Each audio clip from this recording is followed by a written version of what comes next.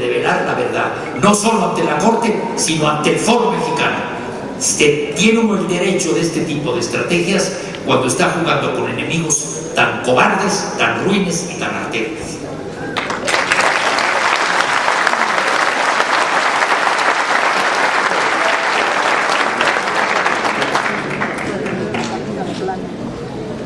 Buenas tardes, doctor. Bueno, hace unos momentos usted comentó la posibilidad, Cecilia Figueroa Rodríguez, Contraloría General, compañeros, de un camino de petición de juicio político a los ministros, ¿es así? En caso de que el resultado fuese negativo.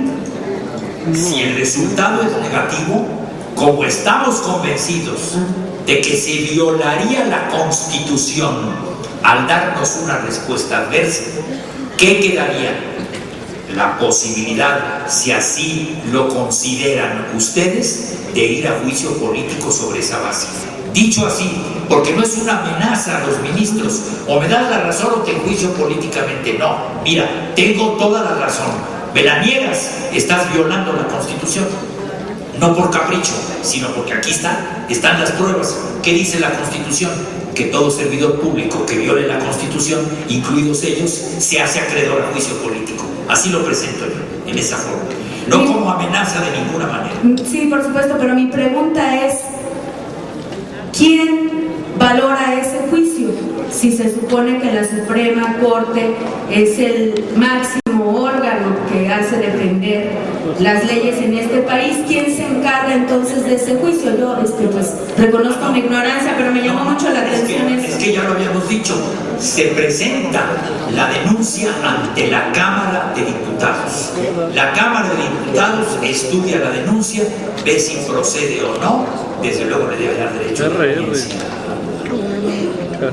al señalado, y si procede a juicio de la Cámara de Diputados, pasa a la Cámara de Senadores. Entonces, contestando su pregunta, quien va a recibir o recibiría la denuncia es la Cámara de Diputados. Vería si procede o no, si hay fundamentos, que los hay de sobra, pero ella es la que califica. Si dice sí, a la Cámara de Senadores. Este es el procedimiento, el camino. Muchas gracias.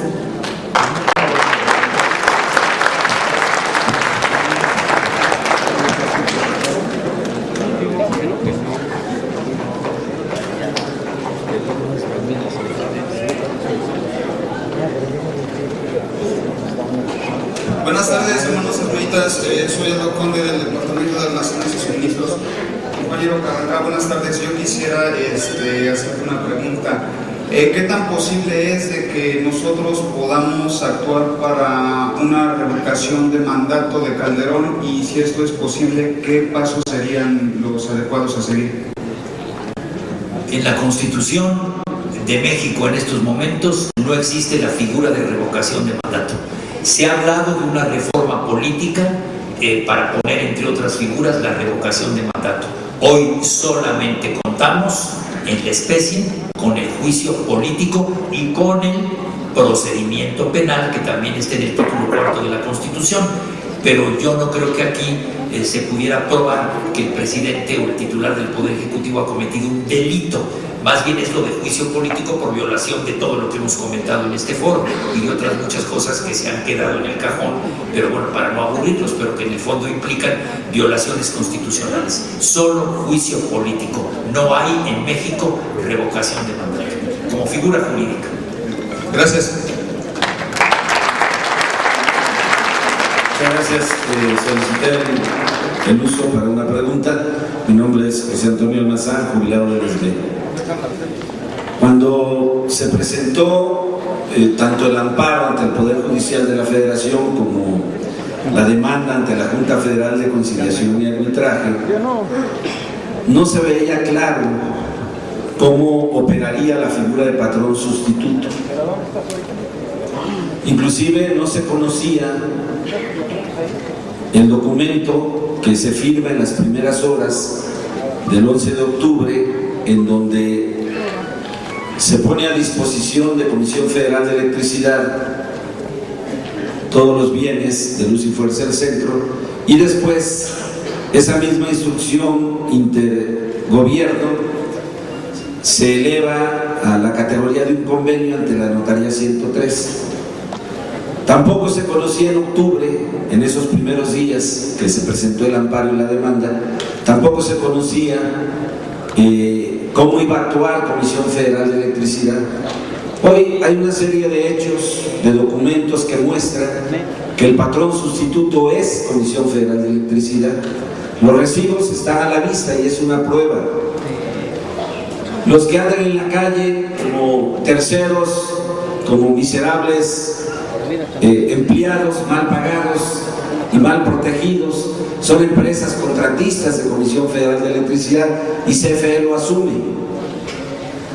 Andan en las calles también indebidamente tomando la lectura, siendo que no están acreditados para esa función. Hacen reparaciones en el área de distribución y cuando uno les reclama dicen que son trabajadores de CFE y no lo pueden demostrar porque en realidad son trabajadores contratistas. Tenemos a la mano una serie de elementos que muestran que hay una estructura administrativa operando por parte de Comisión Federal de Electricidad en la zona centro del país. Tenemos un convenio de delimitación de zonas firmado en 1985 y elevado a la categoría de laudo, en donde CFE está impedida de entrar a esta zona, reconociendo que sigue existiendo el contrato colectivo de trabajo y que Luz y Fuerza del Centro está pendiente si finalmente se sanciona o no la extinción que nosotros estamos impugnando. Es decir, tenemos a la fecha una serie de elementos, de hechos, de documentos debidamente soportados que muestran que ya hay un patrón sustituto.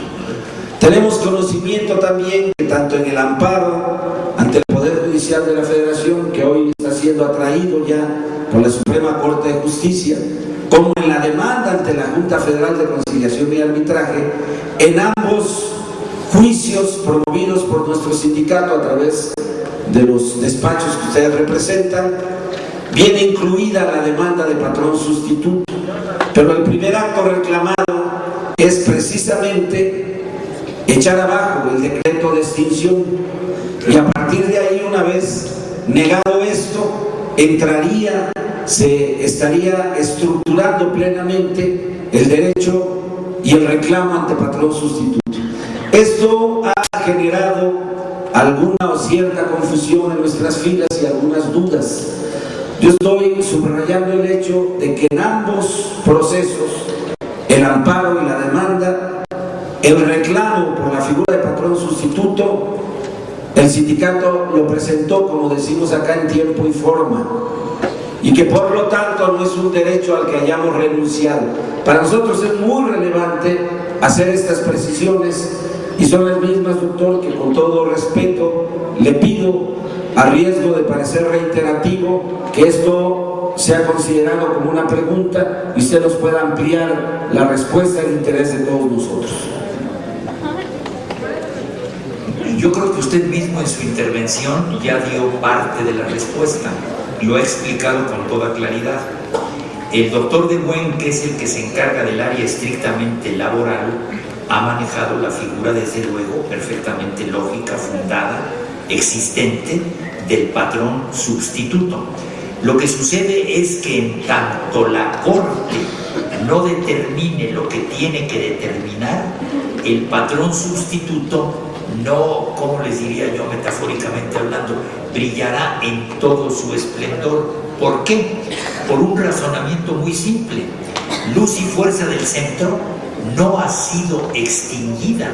El majadero de Lozano dice que sí porque no tiene otro argumento ni otras razones en su debilucho cerebro, pero no ha sido extinguida.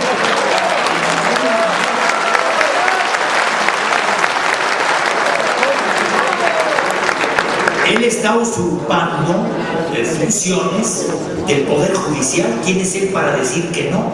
Entonces, cuando la Corte decida, porque si estamos en amparo, es que nos inconformamos con el acto reclamado, que es el decreto del titular del Poder Ejecutivo, y decimos violó garantías. está en la Corte. La Corte tendrá que decir se violaron o no. En tanto la Corte no decida, Luz y Fuerza sigue perfectamente viva, y la majadería de que está muerta, hizo una figura este señor en relación con un cadáver y que no respira y que no hay signos vitales, etcétera, pues tal vez sea él el que presenta estas características, pero no Luz y Fuerza del centro. Entonces el patrón sustituto, sí, ahí anda. Néstor me lo ha explicado varias veces en su lenguaje de técnica laboral. Ahí está el patrón sustituto, se puede recurrir a él, pero espérate, me dice por qué. Porque entra precisamente, sustituye. ¿Sustituye qué? Bueno, pues sustituye cuando ya ustedes se quedaron sin patrón, porque la Corte determinó que no existe Luz y Fuerza del Centro, que fue extinguida, entonces ya vamos en pos del patrón sustituto.